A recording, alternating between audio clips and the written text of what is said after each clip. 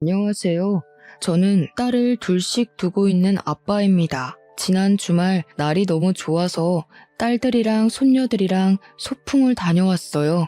집안에서 홀로 남자인 저는 우리 사랑하는 식구들의 기사 노릇을 톡톡히 하며 즐겼던 날이었습니다. 이렇게 저희 식구 다 같이 웃으면서 시간을 보낼 때면 이젠 할아버지 나이가 되었는데도 젊은이들처럼 힘이 불끈불끈 솟고 더 열심히 오래오래 살고 싶은 욕구가 생겨요. 우리 애들이 제 삶의 이유라는 겁니다. 이 사랑스러운 아이들이 태어날 때부터 계속 그렇게 웃기만 하는 세월이었다면 얼마나 좋았을까 하는 아쉬움이 좀 있네요. 사람 인생이란 게 그럴 수 없다는 걸 알잖아요. 현재 너무 행복해서 가끔은 가슴 아팠던 일들을 잊고 일평생 행복했구나 그렇게 착각이 들기도 하는데요. 이런 저희 식구들에게도 가슴 아픈 사연이 좀 많습니다. 그중 일부를 오늘 이 공간에서 들려드릴까 합니다. 제게 있는 딸 둘은 2살 터울이에요. 장녀가 먼저 결혼을 했는데 결혼한 지 4년째에 이혼을 하고 저희 집에서 같이 살고 있습니다. 원래는 결혼이 좋다고 여기저기 추천하던 딸이었는데 불과 4년 만에 이혼이라는 파격적인 불행을 겪고 절대 재혼하지 않겠다고 마음이 돌아선 상태예요. 사위되던 놈이 바람이 나서 이혼을 한 거였거든요. 마음 안 좋게도 장녀에겐 딸이 하나 있는데 손녀가 가끔씩 아빠가 보고 싶다고 할 때마다 제 가슴이 다 아팠습니다. 장녀가 받은 이혼의 상처는 동네인 막내에게 따끔한 잔소리가 되어 돌아갔어요. 당시 아직 미혼이었던 막내에게 결혼은 하되 최대한 늦게 하거나 웬만하면 하지 말라고 틈날 때마다 추천을 했죠. 그걸 보면서 저는 아무런 조언도 보탤 수가 없었습니다. 사실 너무 기막힌 얘기겠지만 저도 이혼을 한 처지였거든요. 저 또한 장녀처럼 배우자의 불륜으로 이혼을 하게 된 경우였는데 불행 중 다행이었던 건 제 전처되는 사람은 스스로 능력을 키울 생각 없이 남자의 돈에만 기생해서 사는 성격이었기에 친권을 제가 가져올 수 있었습니다. 그래서 유일하게 집에서 남자인 저는 늘 딸과 손녀를 위해 살았어요. 어쨌든 사실 막내가 결혼을 하지 않겠다고 해도 이해를 해줄 수 있었습니다. 막내 입장에선 가족들이 전부 배우자의 불륜으로 이혼을 경험했는데 결혼에 대한 로망이 없는 게 당연하다고 생각했거든요. 저도 굳이 막내의 나이가 30살이 넘었더라도 결혼할 남자 없냐고 재촉하는 등 귀찮게 굴지 않았어요. 막내한테서 한 번도 남자친구라든지 관심 가는 남자 연예인이라든지 이성에 관해 말하는 걸 본 적도 없거든요. 친구도 잘 안 만나는 것 같고 매번 손녀랑 시간 내서 노는 것 같아 솔직히 저는 암묵적으로 막내가 결혼 생각이 없구나 그렇게 생각했습니다. 그런데 어느 날 정말 아무런 티도 안 내고 있던 막내가 갑자기 결혼할 남자가 생겼다고 식사 자리에서 말을 하더라고요. 뭐? 말도 없이 언제 만났대? 어떻게 만났는데? 뭐 하는 사람인데? 얼마나 만나고 결혼 결정하는 거야? 장녀가 알아서 질문을 해주는 덕에 저는 막내의 대답만 기다리면 되었습니다. 당연히 결혼 안 해도 상관없다고 했지만 이왕 한다면 제발 제대로 된 배우자길 바랬고 장인어른 되는 입장으로서 무조건 우리 딸 위해 뭐든 해주고 싶었어요. 막내가 언지를 주길 사위 될 놈이 성격 좋고 밝은 사람이라 하더라고요. 우리 막내 성격은 좀 소극적인 편이에요. 소위 말하는 집순이인데 자기 남자친구랑 있으면 많이 웃게 된다고 하길래 사실 일단 그거면 충분히 합격 조건이라고 생각했습니다. 사돈집 배경이고 뭐고 그저 우리 딸이 많이 웃을 수 있다면 저는 더 이상 바랄 게 없었어요. 저랑 장녀가 이혼을 겪었다 보니까 서로 영혼이 통하는 게 얼마나 중요한 건지 알겠더라고요. 제발 막내딸 결혼만큼은 저희처럼 실패가 없길 바랬습니다. 그래도 장녀 입장은 동생 앞날이 그저 걱정인가 봐요. 축하보다는 세상에서 제일 쉬운 게 사람 마음 변하는 거라고 섣부르게 판단하지 말라며 단단히 경고 먼저 해주더군요. 계속되는 장녀의 잔소리가 좀 그랬는지 막내가 좀 기분 상해하는 것 같길래 일단은 제가 시간 날 때 소개해달라는 말로 상황 무마시켰습니다. 그리고 어느 날 딸과 함께 우리를 찾아온 총각이 있었는데 키도 크고 복장도 깔끔한 데다가 웃음이 참 시원시원한 총각이더군요. 아시겠지만 그자가 바로 제 사위된 놈입니다. 사위는 일단 한마디로 우리에게 너무 잘했습니다. 점수고 말고 할 것 없이 막내딸뿐만 아니라 우리 식구 전체를 웃게 하는 특유의 재능이 있었어요. 중개사 사업 때문에 이런저런 사람을 많이 만난다더니 그래서 사람 상대할 줄 아는 것 같더라고요. 작년은 사위의 재롱에 넘어갈 듯 말 듯 계속 경계했지만 막내와의 결혼을 반대하는 기색은 딱히 없었습니다. 그렇게 우리 막내딸의 결혼이 흔쾌히 성사되었고 분가를 하게 되었어요.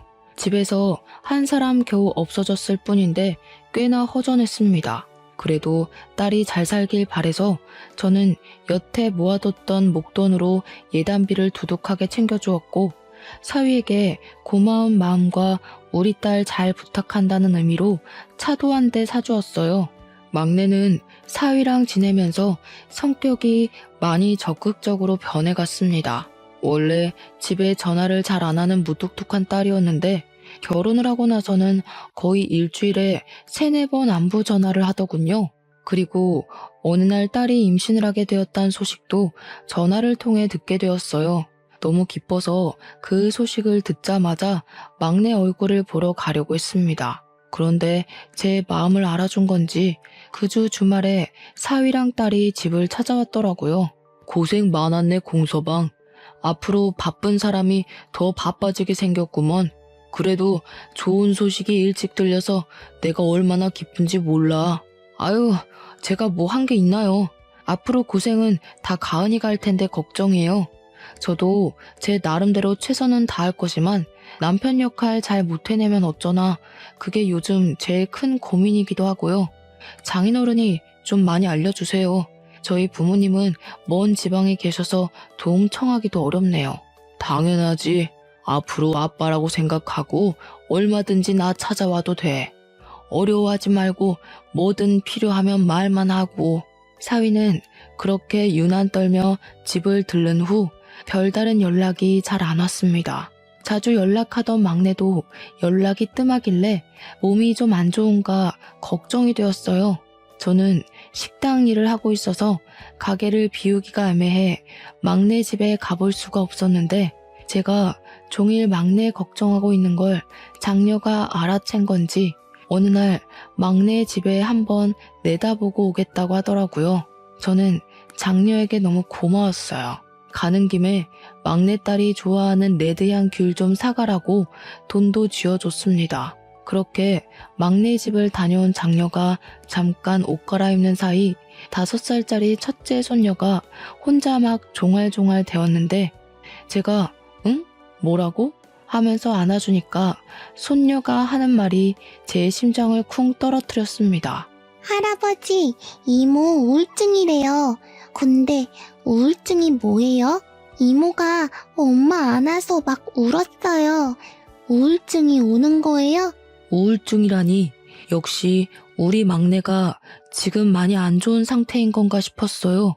그 타이밍에 바로 장녀가 돌아왔길래 저는 장녀한테 막내가 우울증 걸렸다는 소리 뭐냐고 조급하게 물었습니다. 그러니까 장녀가 임신하면 기본적으로 감정 기복이 심해지는 거라고 그렇게만 말해주더군요.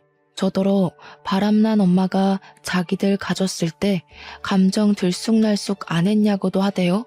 하도 오래돼서 저는 그런 것도 가물가물했습니다. 일단은 사위랑 문제 있는 건 아니라고 하니까 식겁해서 마음을 놓긴 했죠. 하지만 딸이 우울하다고 밥도 제대로 못 챙겨 먹고 있을까봐 너무 걱정되더라고요. 몇 날 며칠을 고민하다가 결국은 딸이 아닌 사위한테 전화해 방문하겠다고 저녁 한 끼 같이 먹자고 했고, 약속을 가야 하는 당일은 제 김치찌개 식당 문을 닫았습니다. 사위가 아직 퇴근 전이라고 하길래 우리가 먼저 딸아이의 집에 당도했었어요. 초인종을 누르자 잠시 뒤 막내가 나왔는데, 막내는 생각보다 건강한 모습으로 우릴 반겨주었습니다. 푸른 배를 안고 나와 아빠 하면서 보고 싶었다고 먼저 안아주더군요. 그런데 저는 그게 더 걱정되었어요. 사실 우리 막내가 이렇게 애교 부릴 줄 아는 애는 아니거든요. 일이 먼저 애정 표현을 하는 것 보니 많이 힘들긴 한 것 같아서 안쓰러웠습니다. 저는 개인적으로 막내에게 용돈도 챙겨주었어요. 사위한테도 따로 줄 거니까 혼자 쓰라고 말이죠. 그리고 우리는 제 차로 이동을 해 사위가 예약해 놓은 식당으로 향했습니다.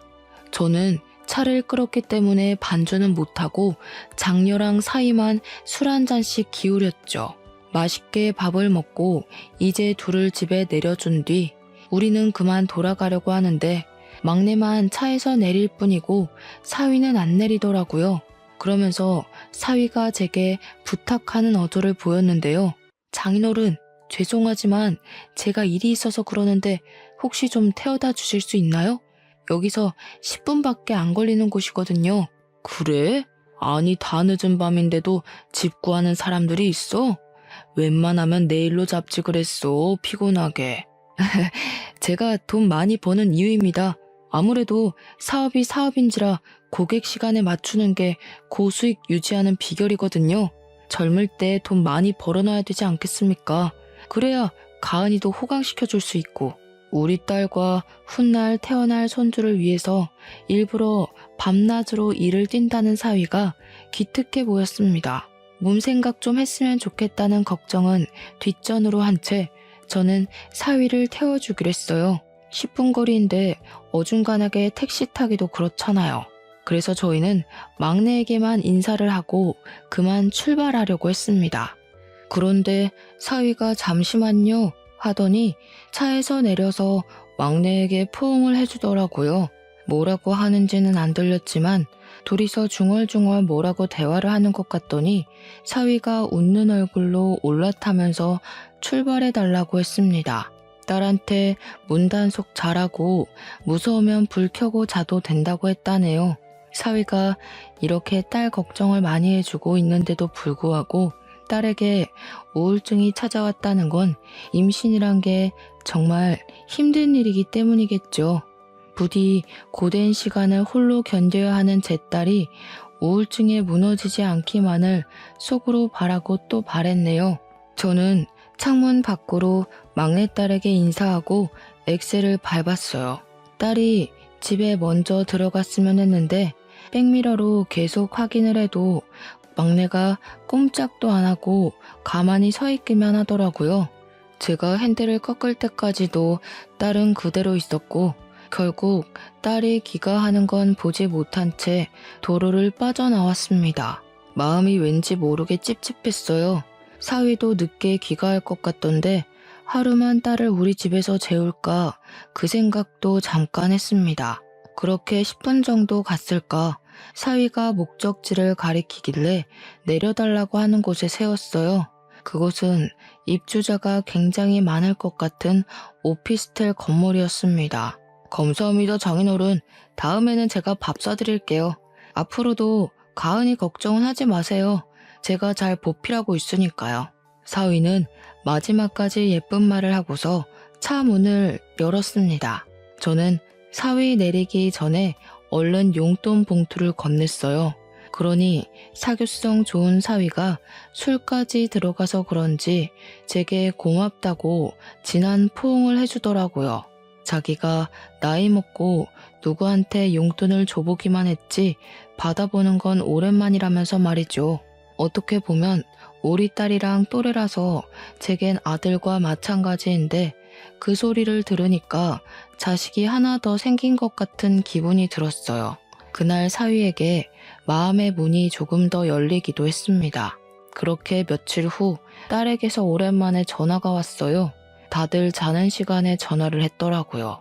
혹시 무슨 일이 있나 싶어 급하게 전화를 받았는데 정작 안에서는 아무 소리도 안 들렸습니다.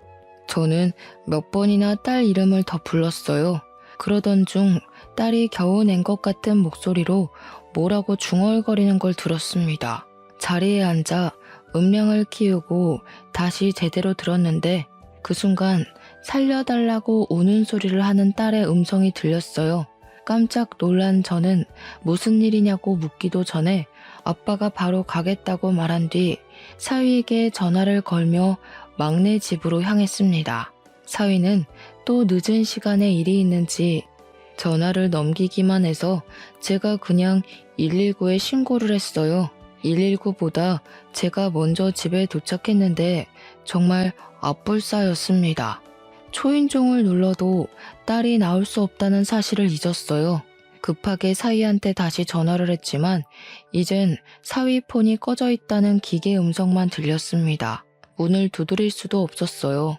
그런다고 딸이 나올 수 있는 상황도 아니었고 주민들만 다 깨울 뿐일 테니까요. 그래도 다행히 119를 빨리 불렀던 탓에 5분은 넘기지 않고 문을 딸 수 있게 되었습니다.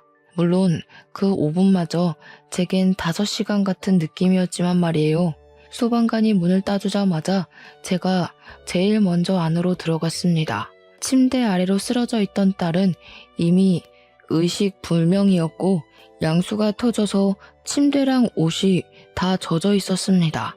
저는 의식 없는 딸을 붙잡고서 눈 좀 떠보라고 만졌는데 소방관이 딸의 상태를 체크하더니 빨리 병원으로 옮기는 게 급선무라고 들것에 싣고 나섰어요.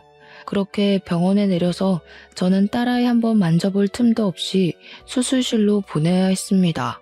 딸이 수술실을 들어가는 사이에도 내내 의식을 못 찾아서 제가 얼마나 속이 터졌는지 몰라요.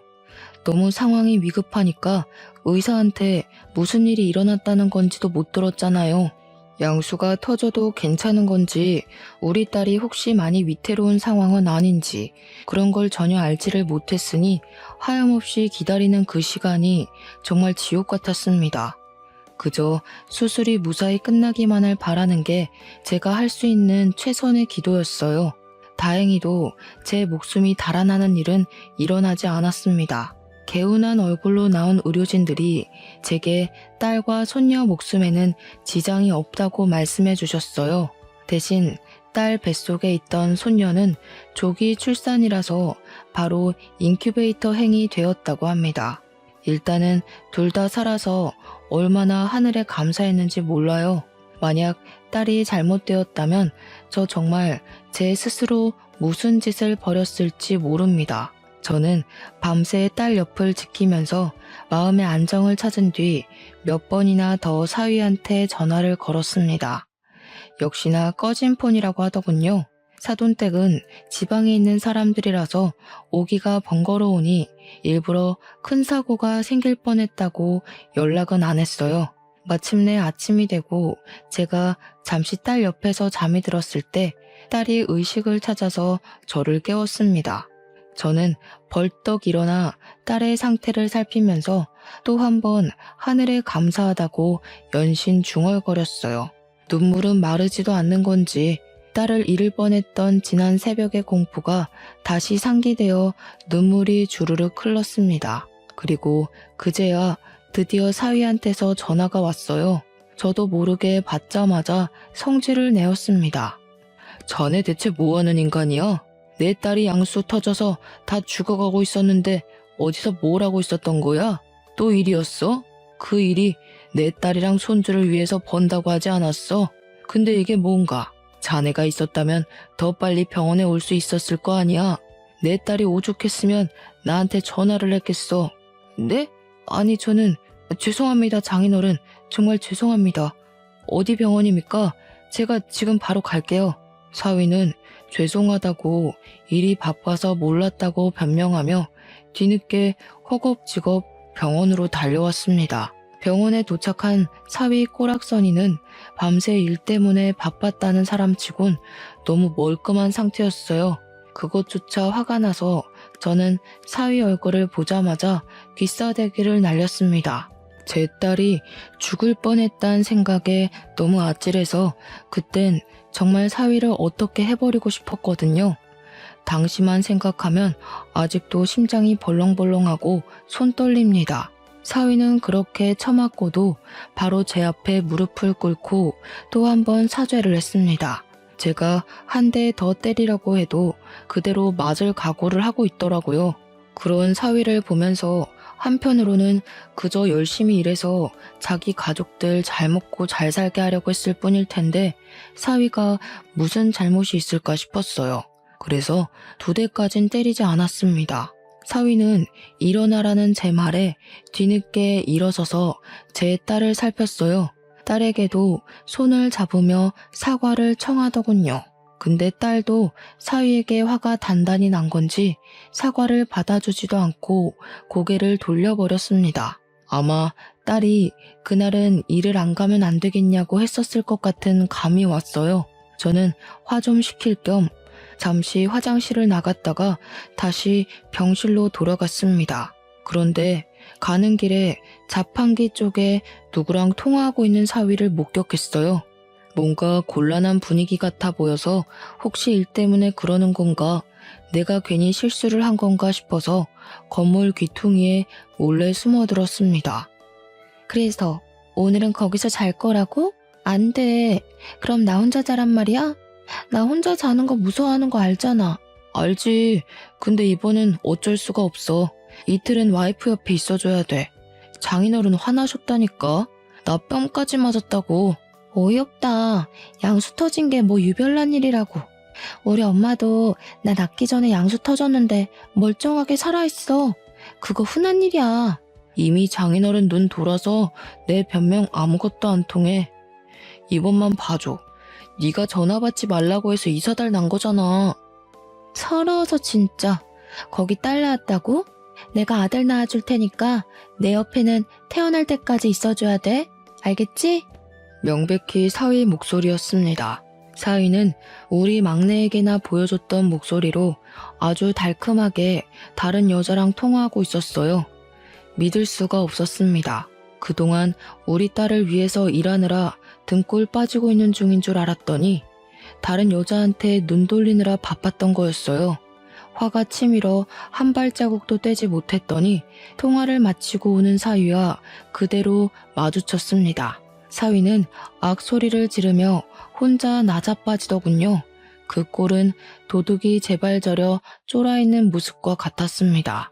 뭘 그렇게 놀라나? 누가 보면 죄 지은 줄 알겠어. 나 몰래 뭐 허튼 짓이라도 했던 거야? 아니요. 그럴 리가요. 근데 언제 오셨어요? 방금 오신 거예요? 사람 실없기는. 그럼 방금 왔지. 내가 뭐하러 여기 가만히 서 있었겠어?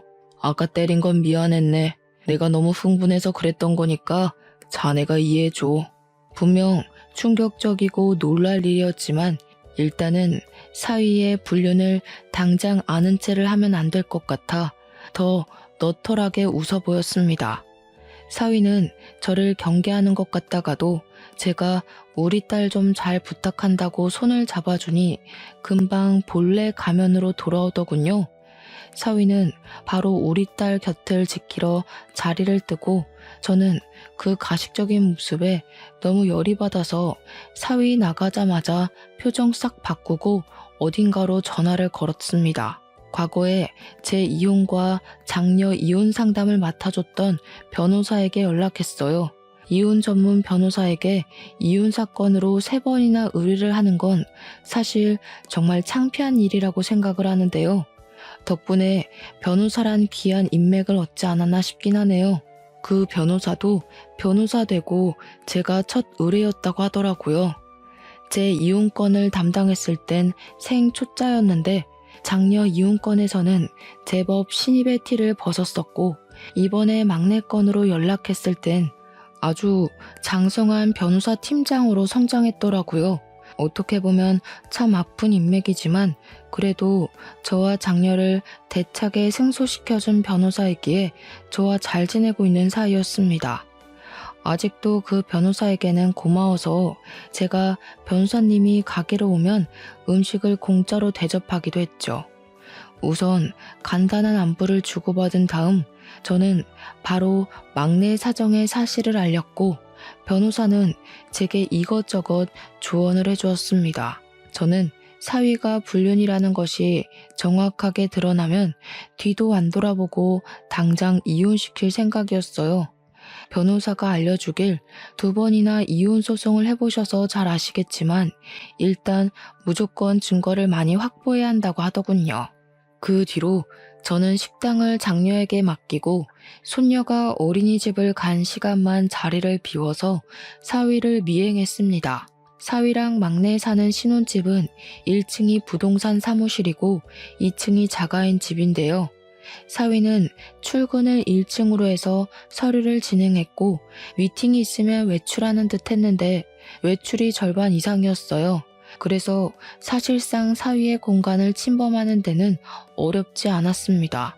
그리고 사위가 외출하는 시간을 며칠간 지켜보면서 어느 시간대에 밖을 나서고 움직이는지 파악했습니다.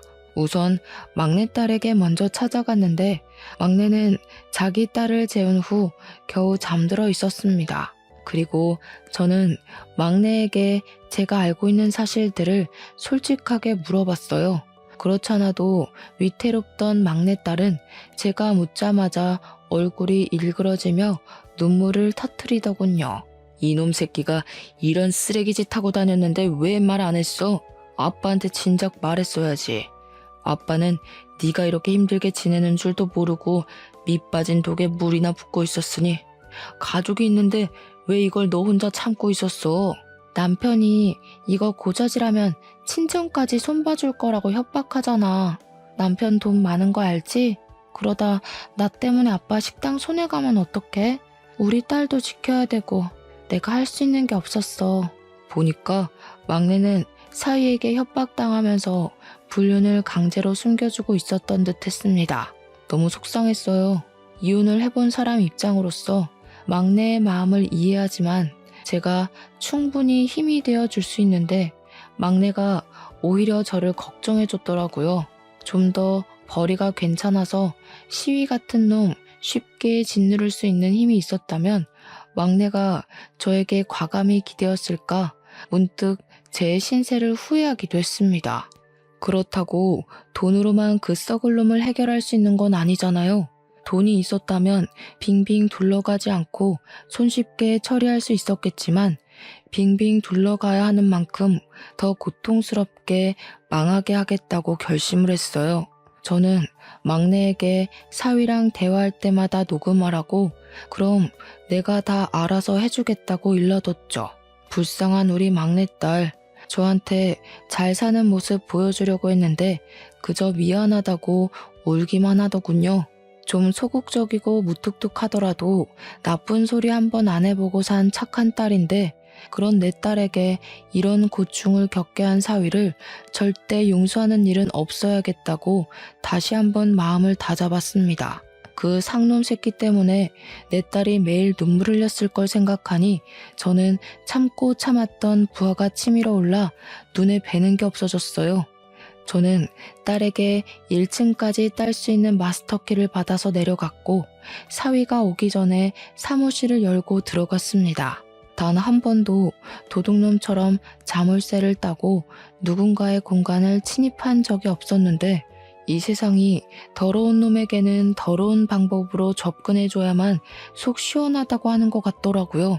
그렇게 몰래 침입한 사무실을 뒤졌는데 황당하게도 제가 뒤적거릴 필요도 없이 손쉽게 불륜 증거물을 찾을 수 있었습니다. 제 딸 말이 남편은 일적인 공간을 침해받는 걸 안 좋아해서 한 번도 1층에 내려가 본 적 없다고 하더군요. 그래서 그런지 사위 사무실은 그야말로 내 딸이 모르는 여자의 흔적이 덕지덕지 묻어 있었어요. 그냥 휴대폰 렌즈를 들이미는 곳마다 증거물이 쏟아졌어요. 속옷이나 머리카락, 여자 화장품, 같이 찍은 사진까지 아주 불륜 창고 그 자체라고 해도 과언이 아니었죠. 사진 찍다가 또 한 번 성질이 난 저는 주변 물건들을 죄다 바닥에 던져버렸습니다. 그리곤 딱 봐도 제 딸은 바르지 않는 색깔의 립스틱을 들고서 사위 컴퓨터 모니터에 글씨를 썼었어요. 이제부터 지옥 갈 준비나 하라고 말이죠. 그렇게 사무실을 나왔는데 문득 사위가 지난날 내려달라고 했던 오피스텔이 떠올랐습니다. 상간녀랑 통화하던 내용을 들어보면 어딘가 모르게 두 집 살림을 하고 있는 기운이 물씬 풍긴다고 생각했는데 설마 그곳에서 두 집 살림살이라도 하는 건가 싶더군요. 그게 만약 맞다면 정신 나간 놈이 겁대가리까지 상실했던 거죠. 감히 장인어른한테 두 집 살림하는 곳으로 발에다 달라고 한 거잖아요. 그런 확신이 들자 거길 안 찾아가면 안 되겠더라고요. 일단은 사위가 그곳에 있는지 없는지 몰라서 사위한테 전화를 했더니 마침 오피스텔에서 일 중이라네요. 주로 거기서 일을 더 많이 한다고 하면서 능글맞게 답을 하는데 정말 뻔뻔함을 보았네요. 저는 전화를 끊자마자 그곳으로 달려갔습니다. 사위가 있는 곳이 몇 호실인지 몰라서 그 오피스텔 앞에서 주야장천 사위 나오길 기다렸어요. 눈 빠지게 기다리던 순간 사위가 웬 아가씨랑 팔짱 끼고 나오는 걸 목격했죠. 직접 눈으로 보니까 과거의 제 이혼과 장녀의 이혼 트라우마까지 떠오르면서 손이 떨리더군요. 그래도 세 번째인지라 제법 저는 침착하게 대처를 할 수 있었습니다. 황급히 그걸 사진으로 찍어서 증거를 남겼죠. 그렇게 변호사랑 같이 증거 수집 및 고소 과정을 면밀히 살폈는데요. 제가 사위 직업이 잘 나가는 중개사라고 변호사한테 일렀던 적이 있었거든요. 그런데 변호사가 뜬금없이 그것에 중점을 두면서 수상해 하더라고요. 아버님, 혹시 그 중개사가 개인 사익 없이 공정하게 거래를 하던가요? 어딘가 찝찝한 구석은 없었어요? 글쎄요. 제가 사위 일할 때 같이 있어 본 적이 없어서 그런 건 잘 몰라요. 일하는 척 하면서 불륜 저지른 것밖에는. 뭔가 다른 게 있는 거예요? 다른 게 있을 확률이 클 것 같네요. 이런 부류의 사람들은 대개 공정한 거래는 안 할 겁니다. 이건 제가 따로 알아보고 연락드릴게요. 사위분 명함 있으세요? 변호사는 제가 사위 명함을 받아서 그 자리에서 바로 사위한테 전화를 걸었습니다. 그리곤 지인에게 소개받아서 연락한다면서 전세 건물 좀 몇 개 보려고 한다고 사위랑 시간 약속을 잡았죠.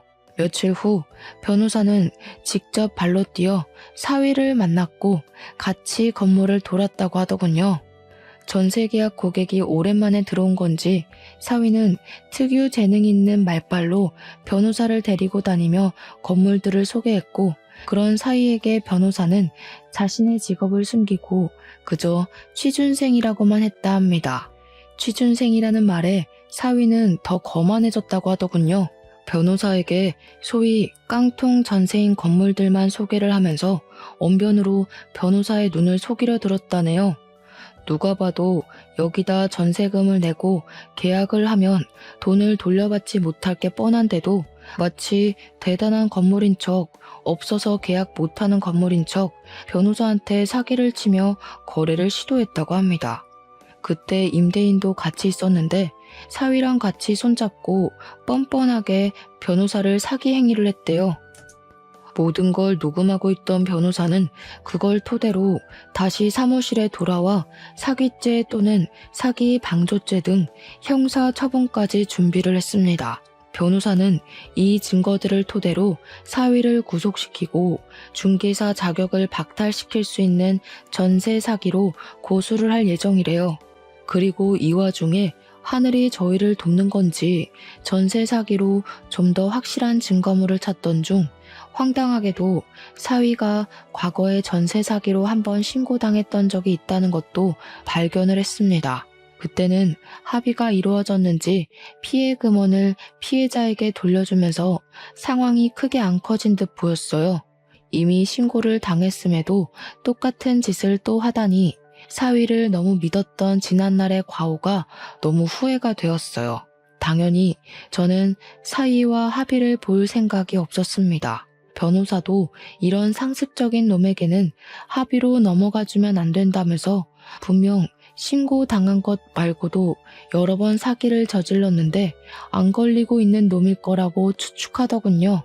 만약 이게 사기 혐의가 인정되면 10년 이하의 징역에 처해진다고 하는데 변호사가 사위는 상습 사기라서 아마 형량이 그 정도는 확정일 것 같다고 해줬어요.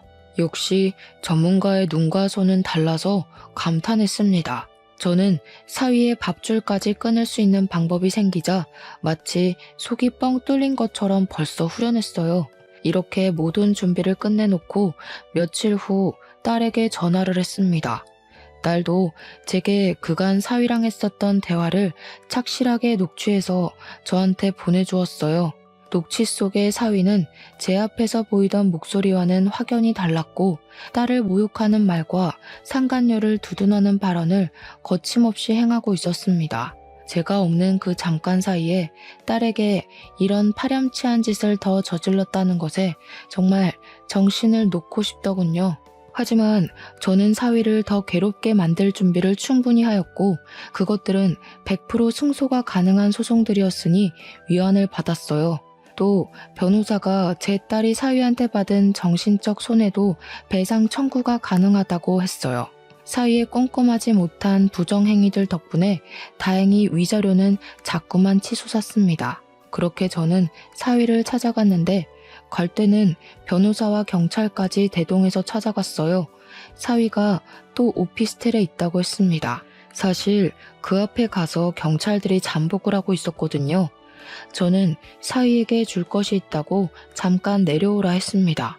사위는 제가 왔다는 소리에 놀라서 건물 밖으로 튀어나왔어요. 그리고 저는 지난날 그랬던 것처럼 사위를 보자마자 주먹을 날려버렸죠.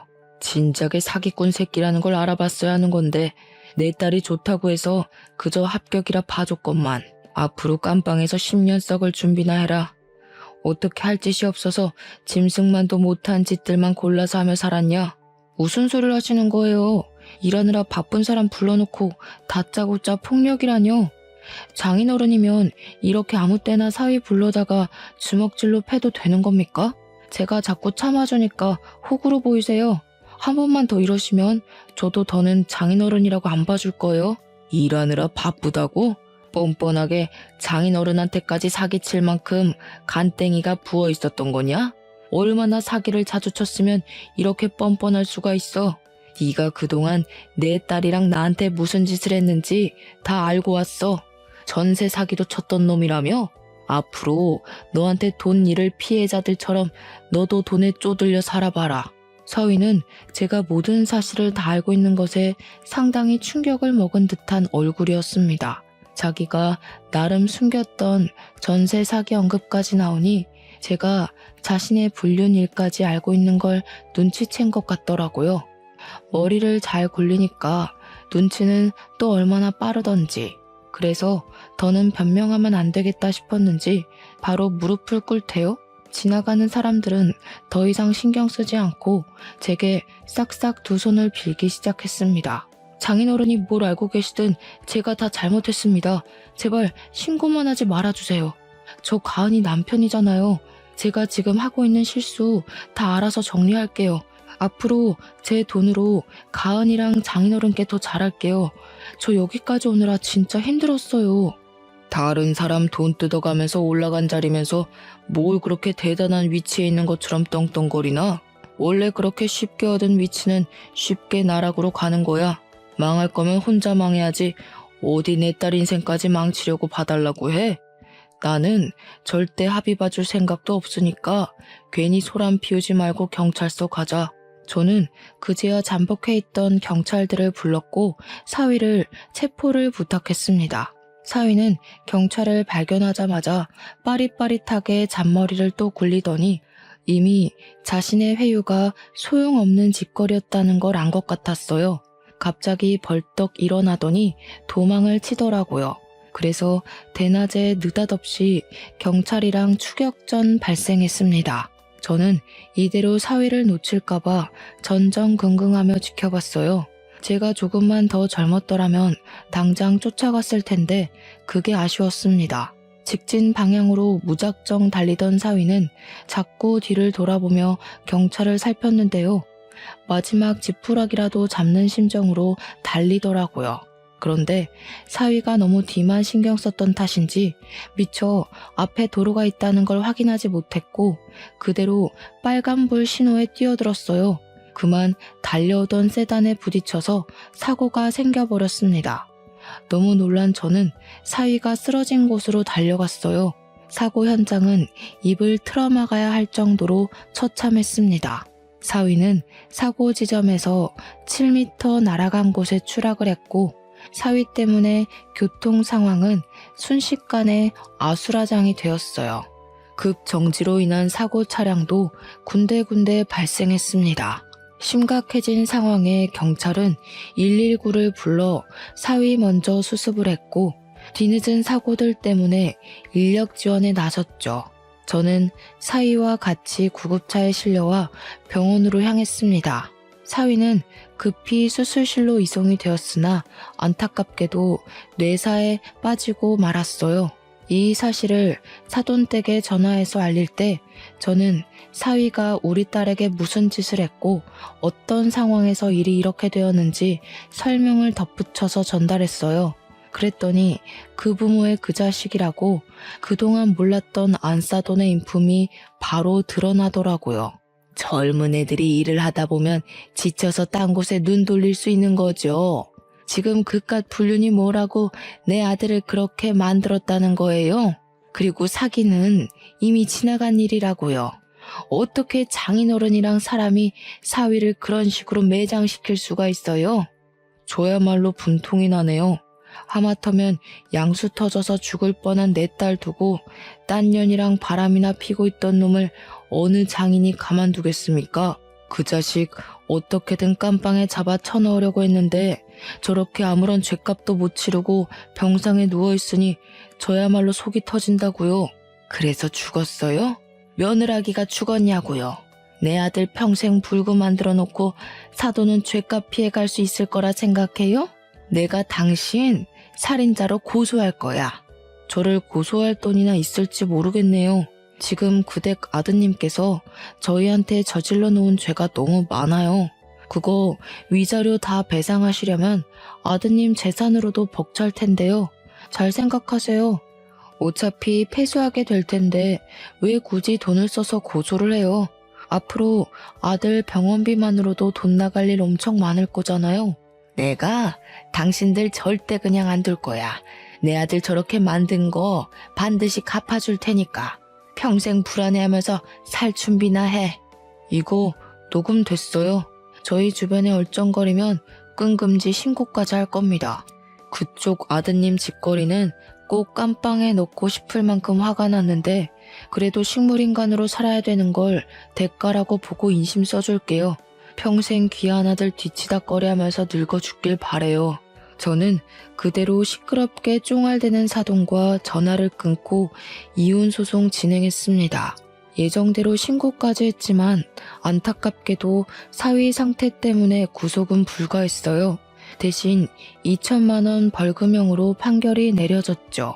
그리고 양육비 같은 경우 사위가 불구가 되었으니 개인적으로 이건 끝내 못 받겠구나 절망하고 있었는데 법이 참 잘 되어 있더라고요.